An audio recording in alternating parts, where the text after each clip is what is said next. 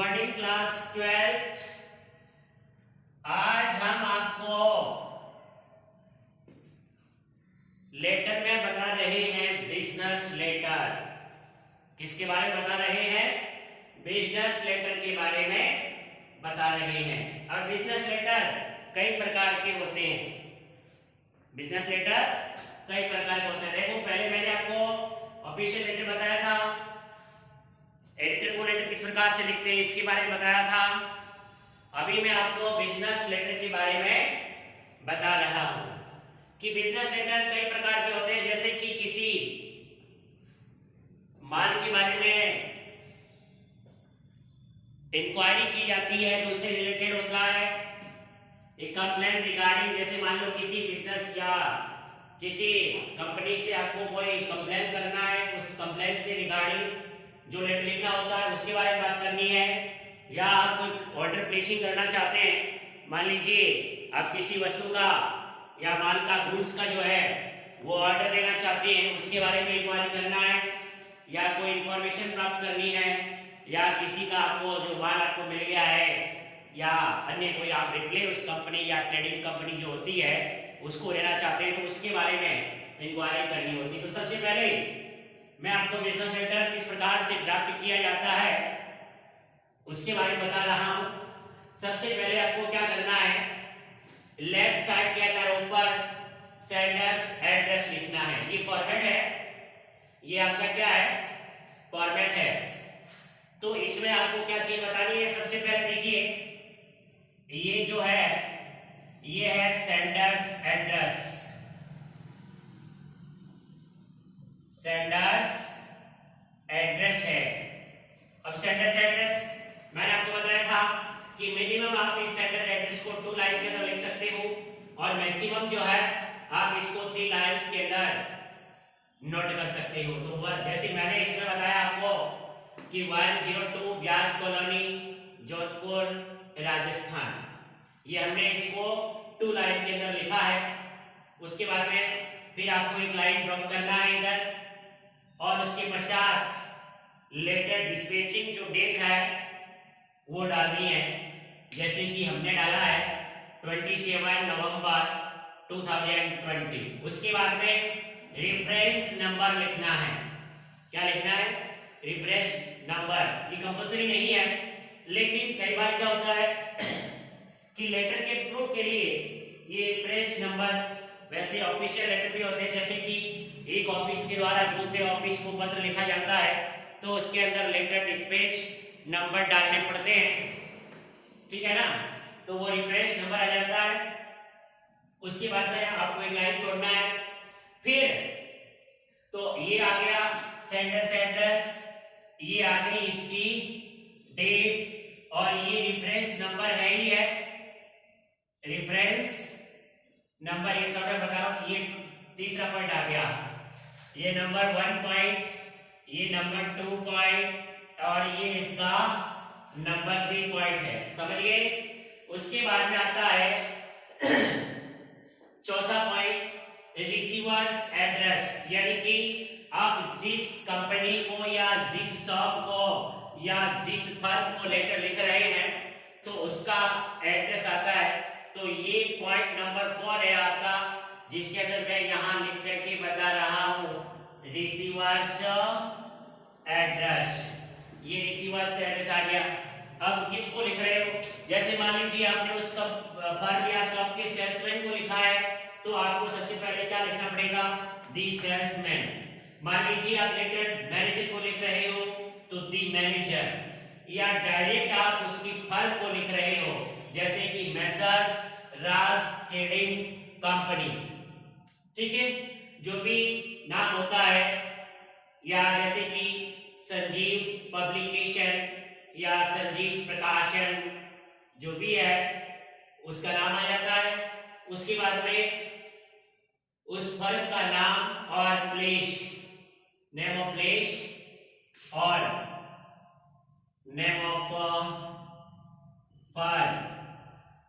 Firm या shop या उस कंपनी का नाम, ठीक है ना, कोई भी होती है।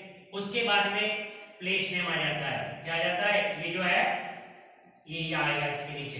तो आप ये रिसीवर्स एड्रेस 2 लाइन या 3 लाइन के अंदर मैंने अलग अलग नाम दिए हैं, ये एड्रेस इतना बड़ा नहीं है। जैसे कि सेल्समैन को लिखना है तो सेल्समैन लिखना है, मैनेजर को लिखना है तो manager, message last trading company को इस प्रकार से, और नेम ऑफ फर्म या शॉप, और उसके बाद में उसका प्लेस नेम आ जाता है। ये चौथा पॉइंट है। उसके बाद में इसका फिफ्थ जो पॉइंट है वो मैंने इधर लिखा है सब्जेक्ट, यानी आप वो जो लेटर लिख रहे हो वो किससे रिलेटेड है उसके बारे में। जैसे कि मान लीजिए फॉर इंक्वायरी अबाउट, तो कोई मान लीजिए आप इंक्वायरी करना चाहते हैं किसी चीज के बारे में, या आपके मतलब वो सामने वाले फर्म के पास में वो जो चीज आपको चाहिए, जो आप डिमांड दे रहे हैं उनको, वो उनके पास में अवेलेबल है या नहीं है, या वो मतलब इसको पॉसिबल करवा सकते हैं नहीं करवा सकते हैं, इसके बारे में इंक्वायरी लेनी है। या आप कोई कंप्लेन कर रहे हैं, एक कंप्लेन रिगार्डिंग ये लिख करके, अब आप किसके बारे में कंप्लेन कर रहे हैं, जैसे कि आपने माल खरीदा है, माल आपका डिफेक्ट आ गया है, या उसके अंदर और कोई परेशानी आ गई है, या गुड्स जो है वो घटिया किस्म का आ गया है, तो उसके बारे में कंप्लेन करने का आपको लिखना है, या तो लिखना है फॉर इंक्वायरी अबाउट, और कंप्लेन करना चाहते हैं तो एक कंप्लेन रिगार्डिंग और उस कंप्लेन का नाम आगे आ जाएगा। अथवा फॉर प्लेसिंग एन ऑर्डर, या कोई आप ऑर्डर दे रहे हो किसी माल के लिए कि भाई हमें इतना इतना माल, इसकी इतनी क्वांटिटी, और ये उसका जो क्वालिटी वगैरह क्या है उसके हिसाब से आप ऑर्डर दे रहे हैं। या आस्किंग इंफॉर्मेशन अबाउट, या आपको कोई इंफॉर्मेशन प्राप्त करनी है कि जैसे कि आपने माल उनको भेजा है, पहुंचा या नहीं पहुंचा, या कोई बिल के बारे में इंफॉर्मेशन लेना है, या आप दूसरा आता है रिप्ले अबाउट, किस बारे में आप रिप्ले चाहते हैं, तो वो चीज जो है वो आगे आ जाती है। ठीक है, तो ये फिफ्थ पॉइंट हुआ आपका। फिफ्थ पॉइंट है इसका सब्जेक्ट जो है वो लिखना होता है, ये सब्जेक्ट हमने आपको बताया है। उसके बाद में 6 पॉइंट जो होता है वो आता है सैल्यूटेशन। 6 पॉइंट क्या आता है? सैल्यूटेशन। ये देखो सैल्यूटेशन, ठीक है ना।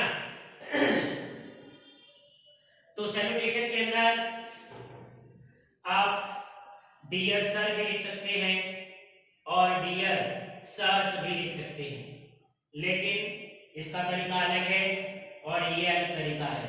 मान लीजिए आप डायरेक्ट लेटर दी सेल्समैन को लिख रहे हैं या दी मैनेजर को लिख रहे हैं, तो आपको डियर सर लिखना पड़ेगा। अब मान लीजिए आप डायरेक्ट फर्म के नाम से लेटर भेज रहे हैं, जैसे ये फर्म है direct message last trading company, ये लेकर के आप उसका एड्रेस नीचे लिख देते हो, तो ये डायरेक्ट फर्म या कंपनी के नाम से जा रहा है, ठीक है ना। या जैसे स्कूल को लेटर भेजा है तो स्कूल के प्रिंसिपल या डायरेक्टर को ना लिख करके आपने सीधा स्कूल का नाम दे दिया, है ना। जैसे कि डायरेक्ट दे दिया government senior secondary school Jodhpur, ठीक है ना। तो ये डायरेक्ट उस कंपनी या फर्म या स्कूल या ऑफिस के नाम से या शॉप के नाम से जा रहा है, तो उस दौरान आपको उसके अंदर डियर सर्स लिखना है, ठीक है। और या सेल्समैन या प्रिंसिपल या मैनेजर या डायरेक्टर उसके पद का नाम लिखते हो आप, नेम ऑफ डेजिग्नेशन यदि लिखा हुआ है तो उस समय आपको सैल्यूटेशन डियर सर का प्रयोग करना है। इस बात का विशेष ध्यान रखेंगे। तो ये 6 पॉइंट हो गया आपका सैल्यूटेशन। अब सबसे पहले आप इसको नोट कर लें ताकि मैं इसको रब करूं और इसका आगे का जो भाग है वो मैं आपको बताऊं, तो जल्दी से आप इसको नोट डाउन कर लीजिए। आगे देखिए,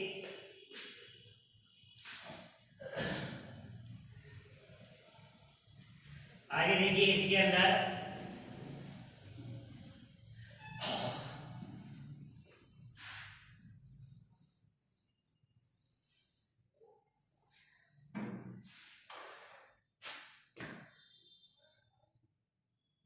body of the letter, body of the letter, ये पत्र का मुख्य भाग होता है। अब इसमें अलग अलग लेटर का पैटर्न अलग अलग होता है, ठीक है ना। जैसे आपने शुरू किया इसको वी विश टू, इस प्रकार से इसको शुरू कर दिया, या प्लीज वी वांट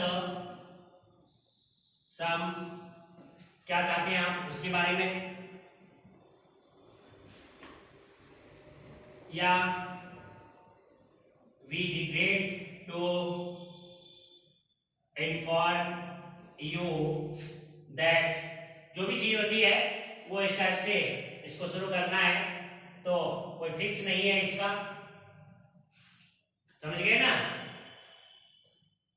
या फिर लिख दिया एक प्लीज सेंड अस 200 बुक्स, या अन्य कोई गुड्स है उसके बारे में चेक करके आपने लिख दिया, ठीक है। तो ये होता है इसका अगला पॉइंट, ठीक है। फिर आता है इसका एंडिंग। अब एंडिंग में क्या लिखना है, जैसे कि आपने लिख दिया awaiting to hear from you soon, from you soon, या अन्य चीजें लिख सकते हैं आप, ठीक है। उसके बाद में ये अलग पॉइंट है, ये इसका अलग पॉइंट है। फिर आपको लिखना है थैंक यू, या विद थैंक्स लिख सकते हैं। उसके बाद फिर लाइन छोड़ना है, फिर लिखना है योर्स फेथफुली, योर्स फेथफुली, ठीक है। उसके बाद आपको लिखना है name of verb, name of firm. अब नेम ऑफ वर्ब में कैसे लिखना है, सबसे पहले आपको फॉर लगाना है। अब लिखने वाली फर्म का नाम आ जाता है इधर, किसका नाम आ जाएगा, लिखने वाली फर्म का। मान लीजिए कोई बिजनेस, मतलब सामने वाला व्यापारी वो भी बिजनेसमैन है लिखने वाला, तो उसका फर्म का नाम आ जाएगा। वैसे वो लेफ्ट साइड में होता है सेंडर्स एड्रेस, ठीक है ना। मान लीजिए कोई है, तो जैसे मैं उदाहरण के लिए आपको समझा देता हूं कि फॉर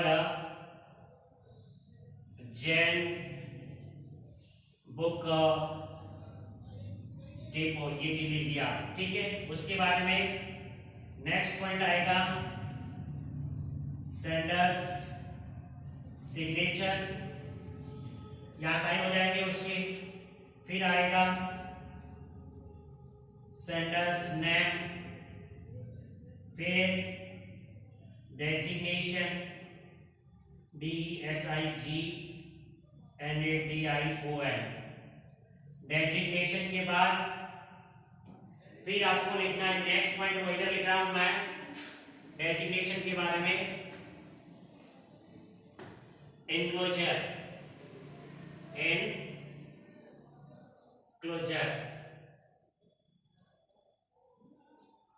ठीक है ना।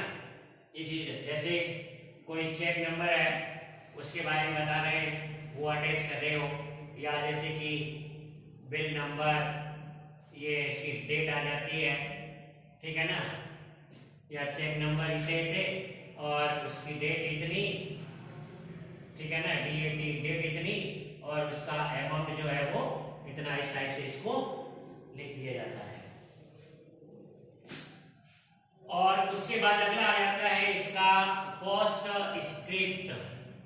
पोस्ट स्क्रिप्ट के अंदर जैसे कोई चीज आप भूल जाते हो, ये नंबर 1, ये नंबर 2 या नंबर 3 जो भी होता है वो आ जाता है। अब जैसे कोई चीज आप कहना भूल गए उसके बारे में, तो वो यहाँ नंबर, जैसे कि मैं वो इतने नंबर का चेक है वो भूल गया, या इतने नंबर का अमाउंट था, इतना अमाउंट था, वो जो है इसके अंदर उल्लेख करना होता है।